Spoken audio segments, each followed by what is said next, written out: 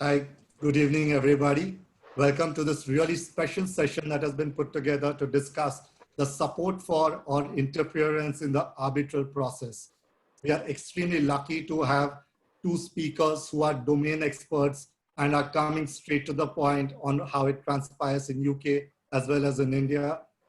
Please join me in welcoming Mr. Joseph, Queen's Counsel from UK, and Mr. Siku Mukhopadhyay, Senior Advocate from India. Mr. David Joseph was a member of the Essex Court since 1985, got his silk in 2003, and has been consistently rated as a top tier QC in UK for the time being. He has experience in over 200 international complex arbitrations. He's also a member of Maxwell Chambers in Singapore and is a noted writer and speaker in addition to being a QC. Welcome, David. We are glad to have you here with us today. Mr. Siku Mukhopadhyay, Senior Advocate, honestly doesn't need any introduction in the Indian context. Siku sir has been a Senior Advocate since 2004. He's the Chairman of the International Arbitration Group of ICC in India and was the former Vice Chairman of the ICC Court. Siku sir has been part of some of the most notable judgments and arbitrations that India has seen historically, and we couldn't have a better person to throw light to this complex Indian issue. The session will be moderated by Mr. Shashank Garg, partner Advani and Company, and a noted practitioner in arbitration. He is also the co-chair of the Young Leaders Group of SCL in India, and Mr. Omar Ahmed, partner of Cyril Amachan Mangaldas, who's again a member of SCL YLG and a very noted arbitration practitioner in India. Without much ado, I will let our speakers start on this topic, and what we endeavor to cover in this session is the very conflicting or very enticing topic, as some practitioners might note, of anti-arbitration injunction. Our speakers will touch upon the UK and the Indian aspect. And although we have limited applicability and not many instances, the question looms large and has been applied historically. I now call upon Siku sir to please give us an introductory remark on how Indian law sees anti-arbitration injunctions or the interference, which will be followed by Mr. David Joseph giving us his input, followed by a panel discussion. If you have any questions in the interim, please do put them up in the chat box, which will enable us to pick them up and send them to the panelists. Thanking you. Manvendra Mishra, I'm a member of Khaitan and Company. Thank you. Thank you, Manavendra. And thank you to MCIA and Khaitan and Co. and also the moderators for putting all this up and giving me this opportunity this afternoon. As you've seen the topic of discussion, there is support for or interference in arbitral process. And I'm going to speak on the Indian perspective or Indian court trends on this, which is essentially dealing with two aspects: refusing to refer arbitrations or injuncting arbitration proceedings, or on the other hand, when being sort of supportive, referring matters to arbitration or refusing injunctions. I think it would be best to start first from a little bit of history before coming to the 1996 Act, which will give us the recent trend. If you go back to the 1940 Act, which many of you may not have had the occasion, at least the younger generation may not have had the occasion to deal with, there were a set of sections there, from sections 31 to 33, which essentially provided, one, that a suit to declare or suit for decisions upon existence, effect, or validity of an arbitration agreement was barred. That was section 32. But an application could be made under section 33 of the 1940 Act by a party to an arbitration agreement or any person claiming under him, desiring to challenge the existence or validity of an arbitration agreement, not only an award, but both the agreement itself, and to have its effect determined, and that to do so, to apply to the court, and the court would normally decide that on affidavits. Of course, the court could take further evidence, which is the proviso, but the usual trend was to decide it on affidavits. Of course, during the period 1940 Act prevailed, there were many instances when, in exercise of powers under section 33, arbitrations would be injuncted, and more particularly in the interim stage. But ultimately, at the end of the day, even those would more often than not get vacated. The development of the principle in relation to pro-arbitration went on with the 1958 New York Convention, particularly for international arbitrations. The New York Convention had Article 2(3), which dealt with the country, sort of convention country's obligation to refer parties to arbitration unless it found that the arbitration agreement was null and void or inoperative or incapable of being performed. That's a separate subject by itself. But the essential idea was pro-arbitration. If people filed a suit on the substance of the dispute, if there was an arbitration agreement and the respondent came by and said, I want to go to arbitration, this matter should be referred, the court had a mandatory duty to refer it unless one of the exceptions applied.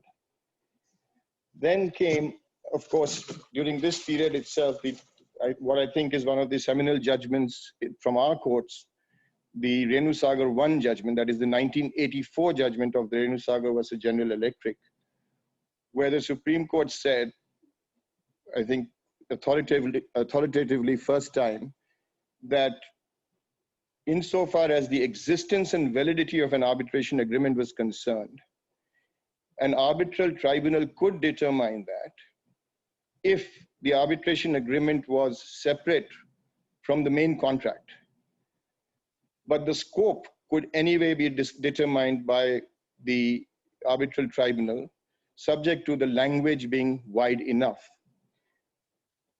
But the distinction here was, at this point of time, which India followed, following Kharda before that, was that if the main contract itself contained the arbitration agreement and somebody challenged the existence of the main contract, then the suit would ordinarily go on, because if the main contract failed, the arbitration agreement was taken to not exist. The separability doctrine had not been completely sort of entrenched into the Indian jurisprudence at that point of time. Just following the 1984 decision, in 1985, the Arbitral model law was adopted. And the 1985 model law brought in the concept of competence, spelled with a K, as you all know, which allowed the arbitral tribunals to decide questions of existence and validity of an arbitration agreement, even if the main contract was found to be null and void, did not mean that the arbitration agreement itself was going to be null and void. The word competence, I believe, has its origins in the German federal constitution, but the idea really is that a tribunal has jurisdiction to decide its own jurisdiction. That's why competence. Competence to entertain the arbitration despite the fact that the jurisdiction itself is challenged. Of course, many arbitral institutional rules started adopting these principles soon after that. In India, the sea change came with the 1996 Act, following largely the model law with some differences. And we find there Section 5 and Section 16 of the Act, which is very much part of, particularly Section 16 is very much Article 16 of the model law, where the same power was given to the arbitral institutions, or to arbitral tribunals rather, to decide issues of existence and validity apart from scope. Now, Section 5 is a very important section in Part 1 of the Act, which basically said that no court should intervene in an arbitration except as provided in the Act. And Section 16 said that if a party raised an objection, firstly, it should be raised at the first instance. It could be allowed, a plea like that could be allowed later if there was justifiable delay. But if a decision went against the party raising the objection, then the party has to wait until the award and then challenge the award on the jurisdictional aspect apart from merits if necessary. For example, if the party succeeds on merits in the matter, he may not wish to challenge the jurisdiction any longer. With this came the first judgment of the Supreme Court, at that time not often cited because it was not reported widely, the famous case of Kravner, actually came in March 2001. SEC reported it only in 2012, but it was reported in judgments today earlier. What Kravner said in a very short 6-paragraph or 7-paragraph judgment, interpreting section 5 and 16, was that in the light of section 16 and 5, the court had no jurisdiction to entertain a suit which challenged the existence or validity of an arbitration agreement, and therefore sought a declaration that there was no arbitration agreement in existence. Now, that is to distinguish between a suit which is on the substance of the dispute. Let's say a party files a suit claiming damages in relation to a contract which is, they say, breached, but that contract has an arbitration agreement. That's not a suit for declaration that the arbitration agreement is not in existence. In that case, of course, you would turn to section 8 if the party so applied, or 45 if it was an international arbitration seated outside India. Kravner was then by and large followed in principle, sometimes without citing it, sometimes with citing it, by various high courts, right up to the Supreme Court, consistently insofar as Part 1 arbitrations have been concerned. So the law today is fairly well settled that a suit simply to determine that there is no arbitration agreement in existence, or that it is invalid for whatever reasons, like whether it's fraud or whether it's any other reason, would not be maintainable, and the court would have no jurisdiction because of the bar of section 5 read with section 16. What happens then if such a suit is filed in relation to an international arbitration because section 5 is in part 1 and not in part 2? And part 2 does not have any provision like section 16. The answer is, in my view, that part 2 does not need to have a section 16 because, or like provision, because the country where the arbitration is seated would probably have similar provisions, or the institutional rules governing the arbitration would have such provisions, as law has developed more or less worldwide on this aspect. Section 5, although not strictly applicable to part 2, if people would remember, in Chatterjee Petrochem, the court did lean and apply section 5 to a part 2 arbitration, and said that read with section 5 and 45, the suit that the government agency had filed in that case would be barred. It would not be maintainable. Now, although 5 does not apply, if you look at the language of section 45, it says, notwithstanding anything contained in part 1 or in the CPC 908, a judicial authority, when seized of an action in a matter in respect of which the parties have made an agreement referred to in section 44, which is an arbitration agreement to which the international, the convention applies, really speaking. Now, that obviously contemplates only a suit on the substance of the dispute, when the court might have to look into whether the arbitration agreement is null and void, inoperative or not, or incapable of being performed. But it never contemplates, in fact, part 2 does not contemplate such a suit merely to declare a foreign arbitration, an agreement to arbitrate in a foreign country as an agreement not being valid or not in existence. And there could be many reasons for that. One is that the law governing the arbitration agreement may be a foreign law. What if the contract is governed by English law seated in England? You'll hear our friend Mr. David Joseph on that. But if English law governs the arbitration, the question as to whether the arbitration agreement exists, is null and void or not, would have to be decided by reference to English law and not Indian law. Of course, issues as to the formation of the contract might arise, which might complicate those issues, but generally principle is that. But I see no reason why the principles of section 5 should not be made applicable to part 2 in respect of the non-interference by courts. Then let us look briefly, in the time that is left, to the questions relating to section 8 and section 45. What has been the trend of Indian courts in those aspects? Section 8 has, of course, been amended recently in 2015, but before that, also it was very much except that you didn't use the words prima facie and didn't use the words persons claiming under them, was very much similar, that there was a mandatory obligation to refer parties to arbitration so long as there was an arbitration agreement between the parties. At that point of time, when such cases came to the Indian courts, some vexed questions did arise. Sukanya, for example, where there were multi-party arbitrations. And the point was whether, when there were arbitration agreements between some parties and no arbitration agreements between other parties, could it be actually referred to arbitration or not? It's interesting that many years before that, I think in 1977, the Bombay High Court had dealt with an international arbitration which had raised a similar question under Section 3 at that time of the Foreign Awards Act. And that was a multi-party sort of suit filed on a multi-party or multi-contracts with different parties and different arbitration agreements and some common parties. But in that case, every contract had an arbitration agreement, mostly in London, one in India.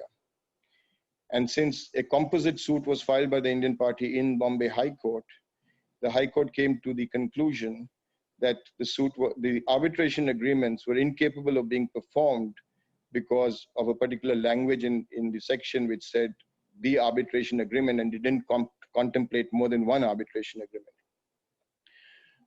So Sukanya actually reached the same result in a slightly different situation where there were some parties without an arbitration agreement.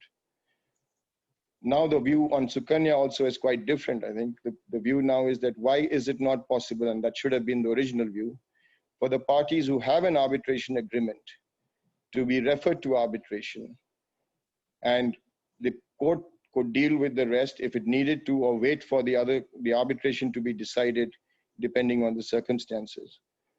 In the case of an international arbitration where such issues have arisen in the Indian courts, Chloro Control has dealt with it in a very pro or supportive manner for arbitrations, where the court held that even if some contracts did not have an arbitration agreement, if the mother contract had it, that is the base contract from which all the other agreements flowed, then all the dispute between all of the parties could be referred to arbitration. Notwithstanding the fact that in some of the ancillary contracts, there were specific court jurisdiction clauses. Even then, the Supreme Court referred all the disputes under all of the contracts to arbitration. That principle has now been well entrenched by a plethora of Indian decisions under Section 8 and under Section 11, I would say, because recently you find a number of cases where parties want to implead parties which they say are necessary parties to the arbitration in one way or the other, or are parties to the arbitration, although there is no direct agreement because it was intended to be a party. And a number of Section 11 petitions have been allowed, referring parties to appointing an arbitrator so that the arbitration can continue, despite the fact that on the face of it, there may not be an arbitration agreement in one of the contracts with one of the parties. But if you look at the overall scheme, that contract is an ancillary contract, or that contract also intended that the arbitration agreement in the main contract was to apply to it. So the supportive role of the courts to arbitrations, both domestic and international, has hugely changed, as we can see in the last number of years. That is also the view now with, if you look at Section 8 and the prima facie, the word added in the amendment, that if the court is satisfied prima facie that there is an arbitration agreement in existence, then it would refer the parties to arbitration. In the Del Figuera case, the Supreme Court has construed the word prima facie in the context of 11(6) capital A of the Act, amended provision, to say all you have to see is whether on the record there is an arbitration agreement which is asserted by a party, and it seems to be there on existence. Whether a party raises other objections as to even assuming fraud, etc., all that can be matters which can be decided by the arbitral tribunal. Another vexed question in this context has always been fraud. Is fraud arbitrable generally? The earlier view in Radhakishan judgment was that it was not if it was complicated questions of fraud. That has changed with Ayaswamy, where the court very clearly held that issues of fraud could be arbitrated. There was no reason why an arbitral tribunal could not decide questions of fraud, and that merely because there was a fraud in the main contract would not result automatically in the fraud having sort of invalidated the arbitration agreement. And an interesting English authority, which David would know about, was referred to in the concurring judgment of Justice Chandrachud, which is the Fiona Trust, very well-known House of Lords case in Fiona Trust, where the court said you have to see whether the arbitration agreement itself has been impeached for fraud or not. It is not merely fraud on the contract, main contract that is being sort of attacked, but that the party fraudulently entered into the arbitration agreement. But given Section 16, there's a reason why even fraud as to the entering into the arbitration agreement is not a matter which a tribunal would be authorized to and could decide under the present scheme. I think that more or less brings my time to an end. So I will hand over to David Joseph to continue on the English scheme. Well, thank you, Siku, and thank you to the MCIA and Manavendra and Omar and Shashank and for everyone behind the scenes organizing this. I think that sometimes when you have a period of lockdown, you're able just to spend a little bit of time not only dealing with all your day-to-day matters, but actually going back to some first principles to understand how they lock together. And I think this is a very, very useful session to do that. I'm also going to talk about interference and support. I'm going to do it to try to touch upon some of the recent interesting cases that have thrown up some interesting questions, and also to point out possibly some of the differences between our position and India. So just if we could deal with, as it were, the two very broad points that Siku identified.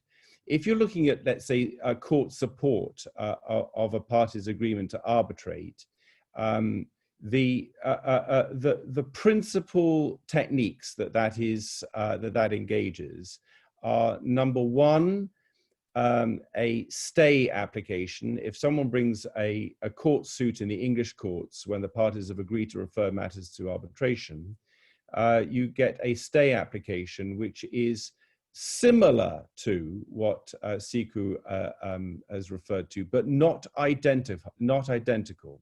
The main difference is that we do not have the prima facie language in our Section 9. So our Section 9, which is our stay section, is not identically worded to the Indian Act. And the parties need to, quote unquote, satisfy the court that there is an arbitration agreement. Now, many commentators, and I am one of them, have said, does that necessarily mean satisfy on a balance of probability, in other words, establish that there's an arbitration agreement, or does it in fact imply a prima facie test? But that argument is now completely closed, because up to the Supreme Court, it has been said that it means you need to establish it. In other words, it's not good enough to assert an arbitration agreement or to assert the scope of it. You have to establish that this is a claim which the parties have referred to arbitration. Now that, of course, does cut across competence to a certain degree.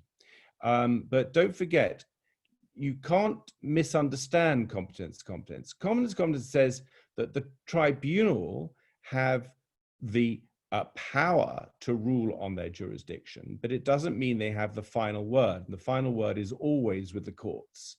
And so that our English courts have adopted approach, which is that if there is a challenge to the scope of the arbitration agreement, that will be resolved in court ultimately, and not by the arbitrators. So that's the Section 9 stay. And then, of course, the ancillary or the accompanying remedy which people turn to is if a court litigation is brought in a foreign country in breach of an agreement to arbitrate, then people bring an anti-suit injunction in support of the English arbitration agreement. And the general principle, and I'll come back to this a little bit later, is that in the angelic grace, that where you have an arbitration agreement which is governed by English law and it is being breached by the bringing of proceedings in a foreign country, then the courts should grant an injunction unless there are strong reasons not to. They should not be diffident. They should not be scared to impose such an injunction because the parties have broken their contract. Those are the two principal means through which the courts support the arbitral process in terms of the agreement to arbitrate and a breach of that agreement by the bringing of litigation. Now, what I'd like to do then in my little amount of time is to highlight a couple of developments, firstly in relation to anti-arbitration injunction, and secondly in relation to anti-suit injunction. I think these cases that I'm going to refer to are interesting because they highlight certain areas of, if you like, analytical or legal difficulty that people have been struggling with for some time. So the first area is in relation to anti-arbitration injunction. And now, these have always said to be somewhat rare beasts. And the reason being, a lot of this follows from what Siku was saying, that the courts will generally uphold an agreement to arbitrate. They adopt a pro-arbitration stance. If matters are raised as to whether or not something is or is not covered by an arbitration agreement, particularly a foreign arbitration, then the courts will generally be very reluctant to interfere. And so the courts have used such language as you should adopt caution or restraint, you need to show vexatious or unconscionable conduct in terms of the pursuit of a foreign arbitration before the courts would consider intervening by the grant of an anti-arbitration injunction. Now, there are very few examples, frankly, of the grant of an anti-arbitration injunction, certainly at a higher level, but there is now an important recent decision of the English Court of Appeal. I hope I'm not telling tales out of school, but Omar, one of our organizers today, said that he found this case sufficiently important to share with his 3-year-old son. So you can imagine that this is a matter of some considerable importance. The case is Sana Sabah and Khoury, which is 2019 EWCA 1219. You can follow it in the usual law reports. It's reported. The Court of Appeal did uphold the grant of an anti-arbitration injunction at first instance. It's one of the very, very few Court of Appeal decisions considering anti-arbitration injunction. And it is important for two principal reasons. The first is a very short point, is one of jurisdiction. It was challenged as to whether or not the court had any jurisdiction to grant such an injunction, because they said it was contrary to the scheme of the New York Convention and the model law that Siku has outlined. And that argument was rejected. They said that the jurisdiction is derived from Section 37 of the Senior Courts Act, as it is now been renamed. So the jurisdiction is not dependent upon the scheme of the New York Convention. It is there where to grant injunctions in all cases in the interest of justice, and prevention of vexatious or unconscionable conduct was one of them. So the jurisdiction argument failed. The second argument that was raised is an interesting one. It was questioned as to whether or not you'd have to show that England was the natural forum for the litigation of the underlying disputes before an anti-arbitration injunction could be granted. Now, of course, these webinars are not a very good forum to go through the detailed facts of the case, but all you need to know is that there were two different heads of claims that were being referred to the underlying arbitration in the Lebanon. It concerned the CCG, which is the largest construction group in the Middle East. And there were two sets of disputes before the arbitrators in the Lebanon. One was what was called the share deprivation claim. In other words, that shareholders said that they were wrongfully deprived of shares under the Articles of Association. And the second was the asset misallocation claim, which was really, if you like, trying to follow assets and follow property. The English courts decided that the asset misallocation claim fell outside of the arbitration agreement. And because it fell outside the arbitration agreement, they felt really unconstrained in the grant of an anti-arbitration injunction to restrain the pursuit of the asset allocation claims in the arbitration, because the arbitrators, they said, had no jurisdiction in relation to those claims. So the question that was raised was, does England need to be the natural forum for the asset misallocation claim? Now, sorry to descend into a tiny bit of technical detail, but in relation to anti-suit injunction, it is necessary to show England is the natural forum. But it generally will be because the parties have agreed that England is the forum by virtue of an exclusive jurisdiction clause or some such like. And so the Airbus and Patel case, which is in our Supreme Court, says generally for anti-suit injunction, you need to show England's the natural forum. But the importance of this Court of Appeal decision is that they have said that it's not the same principle for anti-arbitration injunction, because here what is happening is that you're restraining vexatious and unconscionable conduct. In other words, the pursuit of a claim before a tribunal that has no jurisdiction. And for that purpose, they say it would be in the interest of justice to grant the remedy. So that's what I wanted to say about Sana, Sabag, and Corey. It's a very interesting case, a very interesting example of a grant of anti-arbitration injunction. Now, very quickly on anti-suit injunction in the left of my remains of my allotted time. I mentioned to you a moment ago that the angelic grace is the main case that people turn to from 1995 in terms of the general principle for the grant of anti-suit injunction to prevent a breach of an arbitration agreement. Now, I just give a couple of footnotes here. You will appreciate that the remedy of an anti-suit injunction to restrain proceedings in an EU member state right now, as matters stand, is not available in the English courts. That follows the West Tankers case, which is part of the Front Comore litigation that Sika referred to. That went all the way to the Court of Justice of the EU. I don't think I need to tell any of the 300 people participating on this webinar that England is in a position of transition. We have left the EU, but we are to a third of the way through our transition period, which ends in December 2020. The position may well be different after December 2020, but right now, as we speak today, you can't get an anti-suit injunction to restrain substantive proceedings in an EU member state court. So that's angelic grace. The general principle is if you bring proceedings in a foreign court, for example, in India, in breach of an arbitration agreement, which is governed by English law, the English courts will, without diffidence, without caution, grant such an injunction because there is a breach of the arbitration agreement. Now, some of these principles have been looked at recently in what I think is actually quite an important case. It's called Enker versus Chubb. It is right now going to the Court of Appeal, and we're waiting for the answer from the Court of Appeal.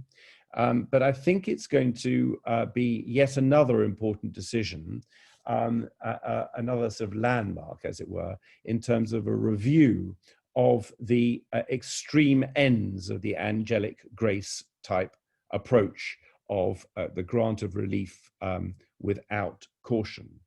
Now, there are two or three aspects of this that I wanted to highlight because I think that they may give rise to questions, and they're certainly important for practitioners. The first is this, the impact of delay, because in so many of the cases that I am seeing and I am being asked to advise on now, we are seeing cases where parties try their luck a little bit in the foreign proceedings. They see it's not going so very, very well, and they maybe see that the court is shaping up in a way that they didn't really, really like. Maybe some observations are made in court that are now becoming a bit uncomfortable. And maybe even amendments are made as to what the relief is. And then suddenly they say, there's an arbitration agreement, we must go to arbitration, we must get an injunction. Now, the courts in England, but not just in England, but also in Singapore, have cottoned on to this and realized that this itself can be somewhat abusive, because you can't just try your luck everywhere and see which way it's going, and then when you realize it's not going well, you try somewhere else.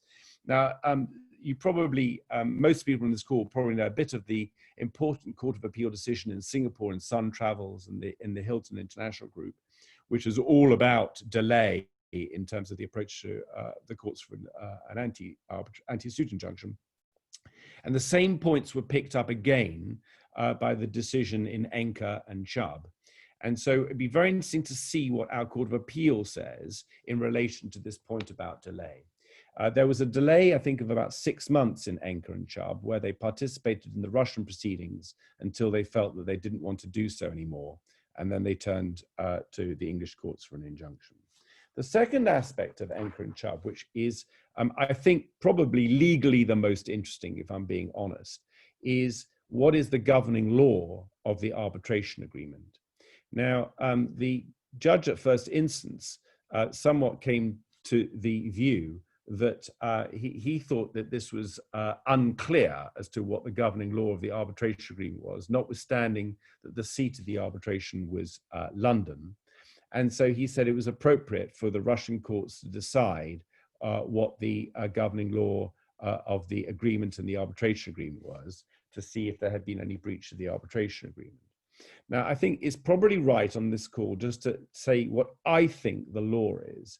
I think the correct law, and I suspect this is probably what the Court of Appeal will say, is following a first instance decision of Habas Sinai, that where what Sika describes as the mother contract makes no express provision for governing law, but there is a provision for arbitration at an identified seat, that should be nearly conclusive as to the governing law of the arbitration agreement.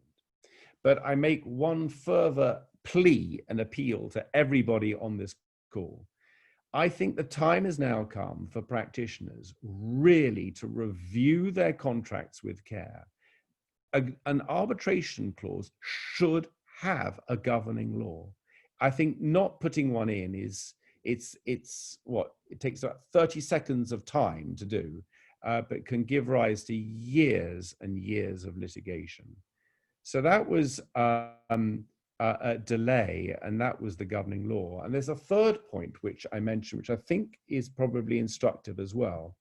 In the Enker and Chubb case, one of the reasons that the courts were a little bit reluctant to get involved was that at every single stage, Enker had a choice or an opportunity to commence arbitration, but they didn't actually commence an arbitration. They simply went to the English courts for a declaration that this was a breach of the arbitration agreement. Now, Sika has given a very interesting exposition of how the Indian courts view that, and they obviously view it very negatively.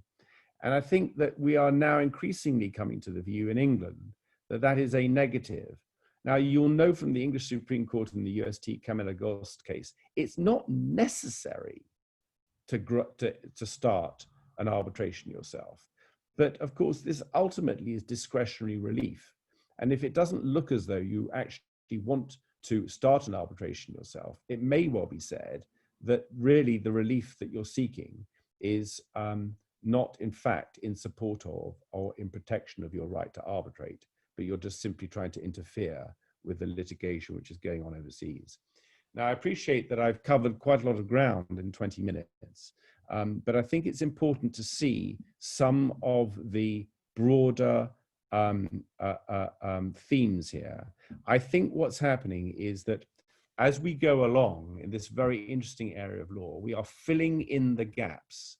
And whereas the general principles that Sika and I were describing will apply to the very broad range of cases, I think the courts are increasingly filling in the gaps for what I might describe as interesting and difficult cases which raise these nuanced points. And I think we're going to see more of them over the next coming years. Thank you very, very much. I thank Mr. Mukhopadhyay and Mr. Joseph for this informative session. Both of them have comprehensively covered various issues which arise in relation to the topic. We've received several questions. Shashank and I have a few of ours. And of course, one is from my son as well for David, which I will and we'll be asking a select few. So the first question is for Mr. Mukhopadhyay. In your view, in which circumstances would an Indian court grant an anti-arbitration injunction? Can you give any instances, cases, or situations which may fall within the category of an arbitration agreement being null and void, inoperative, or incapable of being performed? Of course, these words are in section 45 and taken from Article 2, sub-Article 3 of the New York Convention. It'll be good to know for practitioners what cases would indeed fall in these rather vague terms. That's a very long question, covers many things in one, but let's try and address them one by one. When would an Indian court, or when should an Indian court grant an anti-arbitration injunction? I think hardly ever, if at all, because nowadays most arbitration institutions are either institutional or easy to get on wherever in the world. And it would be easy for, or better served for, the tribunal to decide these questions as to existence or validity, or even as to whether or not the proceeding is frivolous or vexatious, as to if the scope of the arbitration agreement is really wide, which is the language we very often see, touching upon, arising from, construction, the whole gamut of all the various terms which are used. And I must point out that in Fiona Trust, I think, in fact, the court said you don't even need that kind of language. Once you have an arbitration agreement, it should be taken to be wide enough. Then there's no reason why the court should actually injunct, unless there are some very, very special circumstances.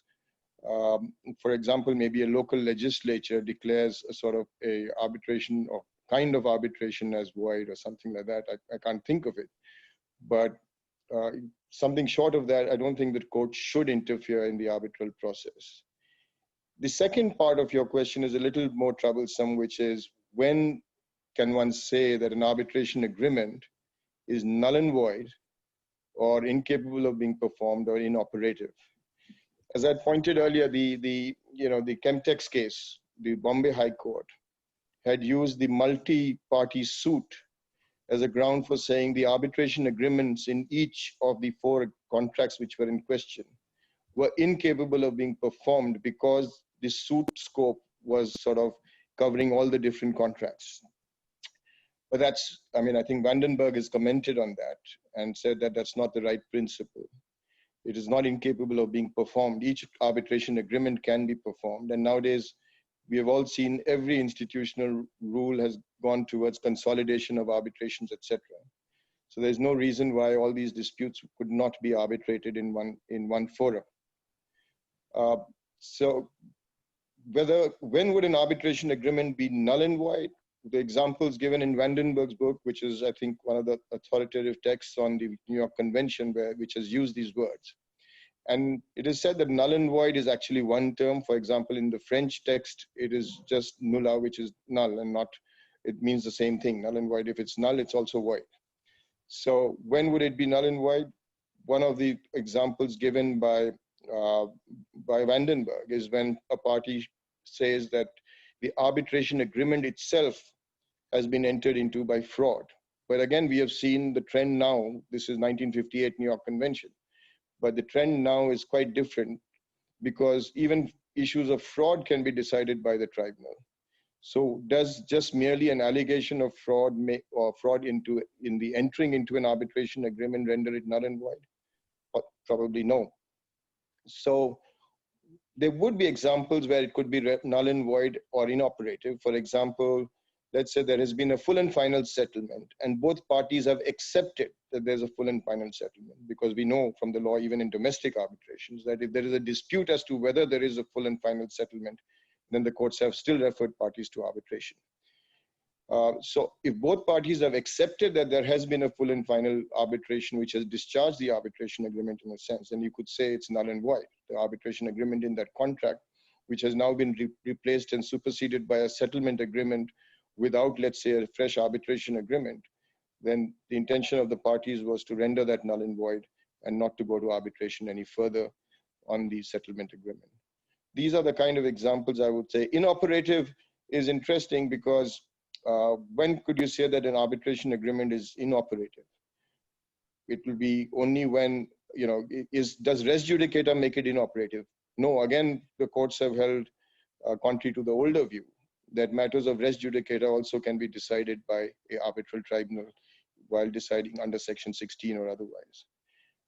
One of the examples of incapable of being performed is when it is what practitioners and the courts and sometimes authors have said, what is called a clause which just simply cannot be given effect to. Let's say arbitration to be held under the Khaitan and Co Chamber of Commerce. Now, and only by the Khaitan and Co Chamber of Commerce. Now, there is nothing like that in existence. So this arbitration agreement, although there might have been one to start with, is really incapable of being performed because there is no such Chamber of Commerce in existence. The recent trend, of course, even there has been to see, is there a Chamber of Commerce which is closely or could be said to be the intended Chamber of Commerce, and then you refer parties to that. We have some controversial judgments, I think, from Singapore and between these ICC and SIAC, ICC arbitration in Singapore being, you know, construed as SIAC arbitrations under the SIAC rules, but seated in Singapore. And the courts, you know, what is really called, you know, the court's way of interpreting and bringing about an arbitration agreement or making it certain if it was in one way or the other capable of being made certain. I think there'll be very few examples today when you would really have these kind of the null and void, inoperative, or incapable of being performed really coming into action. All right, thank you. The next question is for Mr. Joseph, and it does come from the Sana case. So, like, I'll try to be short on this one. Similarly, can you tell us the circumstances under which an English court would injunct a foreign-seated arbitration where England is not the supervisory court? And would the parameters change if it were a domestic arbitration in England? The second question in relation to that is, does the English Act of 96 in any way modify or restrict Section 37 of the Senior Court Act 1981? Thank you for that. It was very good questions. So the first thing is, I hope I was explaining, the jurisdictional gateway for the grant of an anti-arbitration injunction is Section 37 of the Senior Courts Act, which is the power to grant injunctions where it is in the interests of justice to do so. That has been circumscribed for the grant of, if you like, anti-suit or anti-arbitration relief to require some kind of vexatious or unconscionable conduct. Now, that is what you're then looking for, is vexatious or unconscionable conduct. In the grant of an anti-suit injunction, it's generally quite easy because it is conduct which is in breach of an express agreement to either litigate or arbitrate a dispute. And so if you're breaching that, the breach of a contract is itself the vexatious or unconscionable conduct. Here, in relation to anti-arbitration injunctions for foreign-seated tribunals, in essence, the vexatious or unconscionable conduct will, in broad terms, fall into one of the following three categories.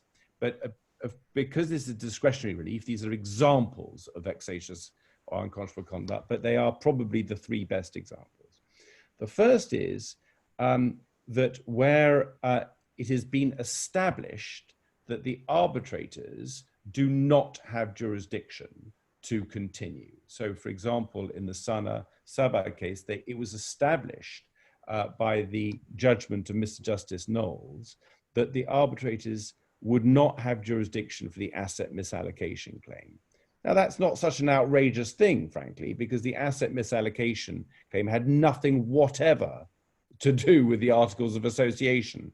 And that was to do with the following of assets. It's nothing to do with the shareholdings and so on, or the governance of a company. It was to do with tracing misappropriated assets.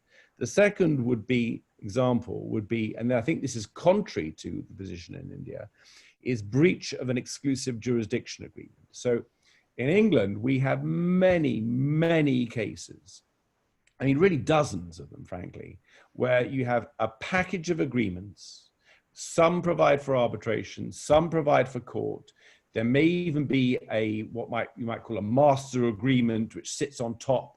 And the courts do sit and try and work out their very, very best shot as to which disputes fall into which of the agreements.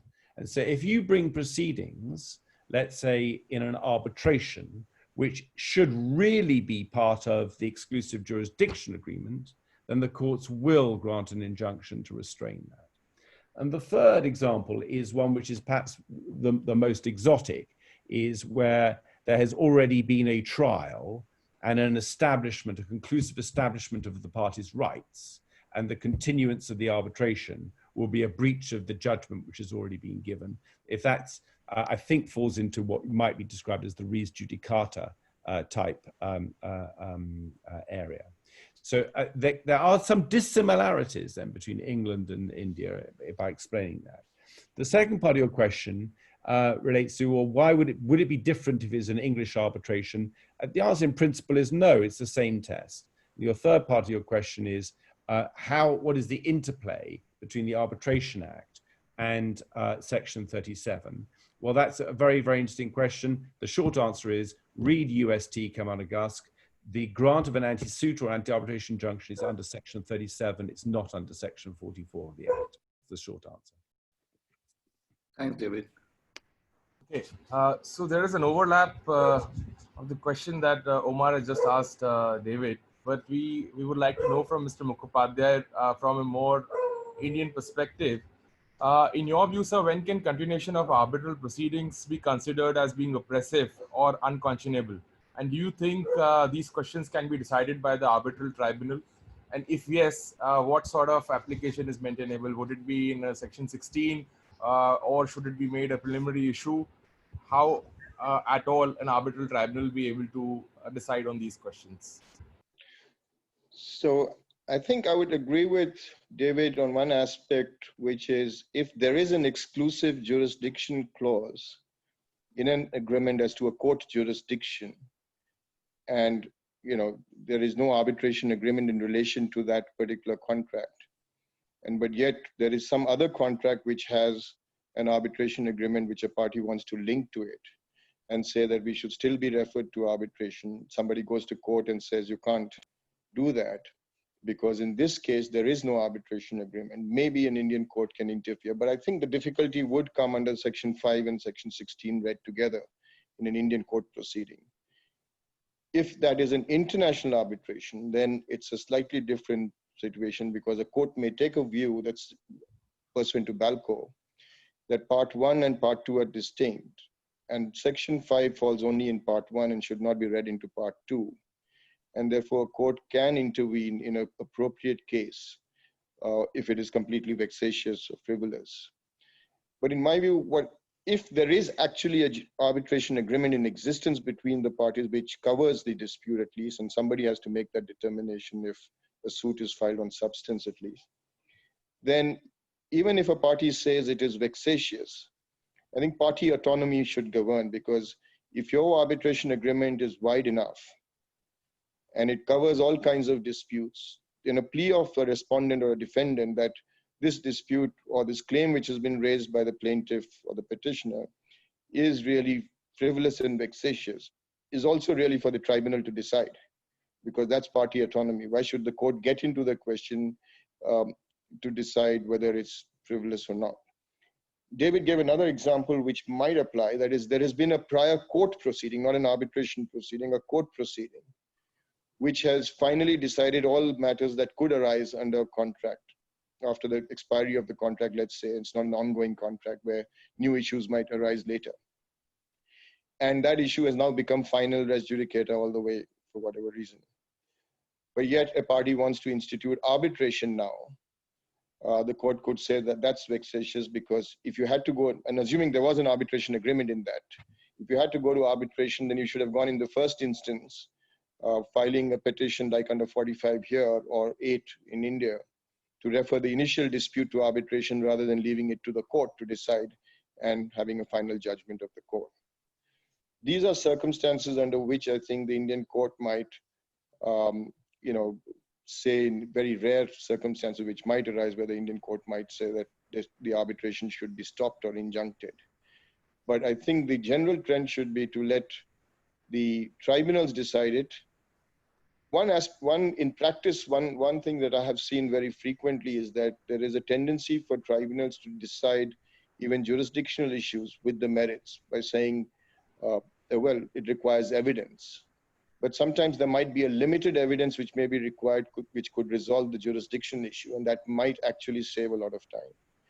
So where the court feels, at least prima facie, that it seems that the respondent's defense has some merit, then you could add a direction, like was done in the Kavanaugh case, that you should decide, the tribunal should decide this issue as a preliminary issue and proceed only if they make an award or a decision, depending on the country where you are, because in India, a decision on Section 16 is not an award, whereas in some countries like Singapore and maybe England, it is treated as an award, which can be challenged under the setting aside principle. So in that situation, at least, both parties have the benefit in the sense that the party who wants to go to arbitration has the right of arbitration to decide that issue. The party who raises a defense, which might actually be a genuine defense, gets that decided as a preliminary issue. And if he succeeds, the arbitration comes to an end. That's my basic view on the question that you raised. Just an add-on to that, sir. During your address, we discussed that the issues of fraud can still be decided by the arbitral tribunal. What would happen if there is a criminal case pending on the same issue and a party refuses to participate, saying that all the documents have been summoned by the investigating agency and they would not be able to present their best case before the tribunal? Would these circumstances be considered by the arbitral tribunal or the court in giving an anti-arbitration injunction or stopping the arbitration for this on this account? I think no, because I think it's largely decided by us, Swami, that you can, the two are different. You can have fraud obviously has both, and at least in the Indian context, both a criminal aspect, 420, etc., of the IPC, and a civil, Section 17, etc., of the Contract Act. You can't claim damages in the criminal action, a person who has been defrauded. So he wants to take criminal action against the accused, so he may do that in the criminal courts, in the criminal justice system. But he also says, look, I've been actually monetarily hurt by this fraud that has been played on me. The only remedy for that is normally courts, but if there is an arbitration agreement, then also by arbitration. Coming to the point that you raised as to documents being seized, let's say, or being in the criminal court, I think those can be resolved by other methods like certified copies, etc., which would be as good as, and if there has to be inspection of originals, courts could, be in aid of arbitration under Section 26, you could have, inspection of originals done which are in the trial courts, etc. I think that those are all matters which can be resolved. The trend should be to go to arbitration. Of course, there is this exception which still remains in ISWAMI, that is, unless it's a very complex kind of fraud, which the tribunal may not be able to. I think that's maybe if there are multiple people involved in the fraud, and most of them, let's say, are not parties to the arbitration agreement, and therefore cannot be made parties, not just one or two, but all. The dispute is such a nature which can't be resolved by arbitration because of the inherent fraud. Possibly there may be cases where you could say that this kind of fraud can't be decided by the tribunal. Thank you. The next question we have is for Mr. Joseph. Mr. Joseph, in relation to an English court granting anti-suit injunctions, can you explain the difference between alternative forum cases and single forum cases? and the principles that apply for these cases as noticed by House of Lords in judgment of Airbus versus Patel. So what the real bright line distinction in terms of anti-suit injunction that you should bear in mind is the real difference of approach that the courts have in England between a case where the parties have actually agreed that they would litigate a dispute in a chosen forum. And those are cases where you are basically covered by what's been called the principle in Donohoe and Armco, or the angelic grace, where the courts will grant an anti-suit injunction unless there is good reason not to. And cases which are, if you like, under the wider Airbus and Patel general principle, that there is no jurisdiction agreement which covers the particular claim. And so that in those circumstances, you generally have to show vexatious or unconscionable conduct before the court will grant that kind of remedy. And there has to be something which is, conduct completely out of the ordinary that you would need to refer to. Now, there are, of course, a great number of cases that one could go through, but there are cases, if you like, with in the single forum type of category, where effectively a party is being restrained from bringing a type of proceeding because it would be unconscionable to do so, even though there would be no other alternative forum. And that is because the conduct itself is vexatious or unconscionable. I've given some examples already where, for example, the breach of a prior judgment or that it has been established that the forum that is being invoked simply does not have jurisdiction. Those are kinds of examples where, even though you couldn't bring that particular claim in another forum, it would just be vexatious to expose that party to the costs and so on and so forth of that kind of approach. Now, I did, Shashank, with your permission, I've just also been following one or two of the questions on the sidebar. And I just thought one of the questions was quite interesting because it touches upon a number of the different elements that we have been discussing.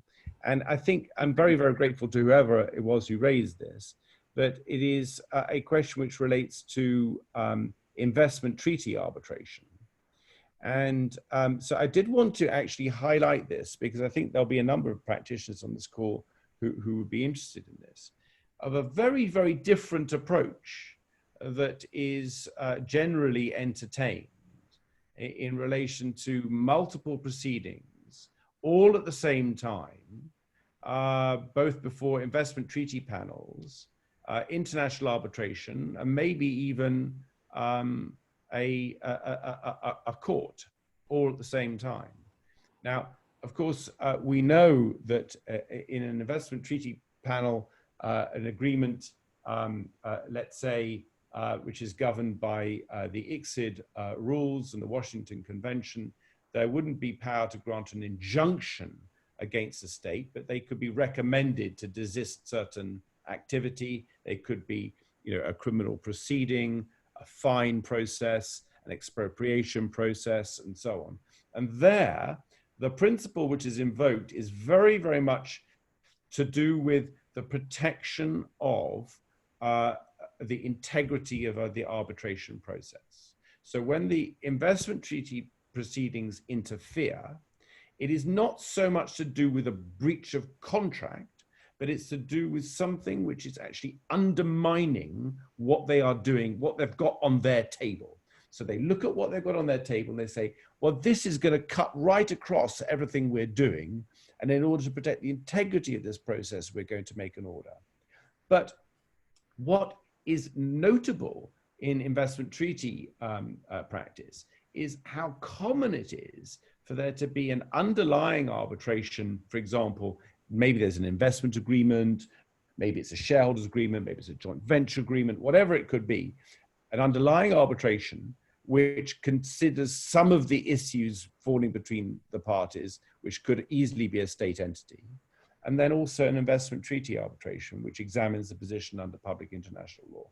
I thought it's important to mention that because sometimes we can get very, very focused on just one aspect and one level of this debate. But the general principle, which applies to a lot of what we do, which is the undesirability of having two different panels looking at basically the same issues at the same time, has to be modified when you come to investment treaty work. I thought it's important to say that. Thanks, David. For Mr. Mukhopadhyay, we have a question, and it arises from Section 41H of the Specific Relief Act. Do you think a court would refuse to grant an anti-arbitration injunction, given the fact that an equally efficacious remedy, which is to the tribunal, is available? The Delhi High Court recently, in the Bina Modi judgment in 3rd March 2020, held the suit to be not maintainable, the anti-arbitration suit to be not maintainable, amongst other grounds relying on Section 41, subclause E. And as you mentioned earlier on the 2001 judgment of the Supreme Court, relying on Kavanagh, it held a suit was not maintainable, though of course, as you mentioned earlier, that other judgments have held that it's maintainable, but the court should be circumspect. What is your view on Section 41H on the court's power to grant such an injunction? I think the principal difference between 41H and 5 and 16 is that 41H of the Specific Relief Act is a discretionary relief in the sense that it's a court's discretion to grant or not to grant an injunction. It does not by itself make the suit, because all injunctions are discretionary, basically. It does not by itself make the suit not maintainable. The suit may be maintainable, but for sections 5 and 16. But yet the court may feel, well, arbitration is an equally efficacious or even more efficacious remedy because it'll take less time than the court, for example, to decide the same issue on trial. And therefore we should not grant the injunction from a party going to arbitration. That's the fundamental distinction, I think, between the approach of 41H and section 5 and 16, although Modi judgment, I think, put both in the same bucket. We have received a lot of audience questions. I think most of them were covered in the questions that we have asked. And some of the questions that relate to the citations of the case laws, etc., I assure all the viewers that we will, after this discussion, send out a compilation of cases covering all the cases Mr. Joseph and Mr. Mukhopadhyay have covered. Just taking one last question from the audience, and either of the panelists feel free to take this up. The question is, what is the kind of evidentiary burden that a party should be required to meet to prove a prima facie lack of arbitration agreement? Should the courts go beyond the four corners of the contract or the arbitration agreement, or should the courts refuse to interfere with the arbitration the moment there is a disputed question of fact or mixed question of law and fact to be examined regarding the validity of the arbitration agreement?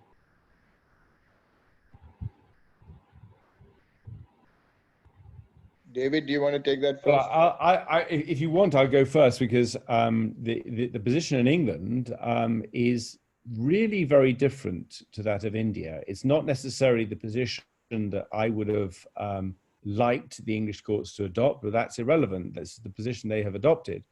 We don't have the prima facie case. And so if you assert under the stay jurisdiction, if you assert an arbitration, an agreement to arbitrate, which covers the dispute, you have to prove it. And you prove it to the standard of balance of probabilities. And if, for example, there are questions of law, those questions of law will be decided by the court. It's not that's like a look-see. They will decide them. They'll give a written judgment.